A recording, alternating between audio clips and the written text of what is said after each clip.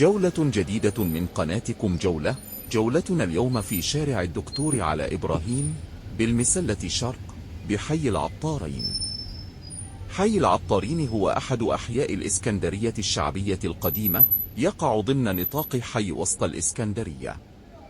التسمية: سمي الحي بهذا الاسم لوجود سوق العطارين بوسط الإسكندرية عندما كانت مركزا تجاريا مهما، واشتهرت بتجارة التوابل خاصة في ظل الفتح الإسلامي لمصر، وكانت سوق العطارين مشهورة بالتوابل والعطور، بل اعتبرت من أشهر أسواق العطارة في العالم.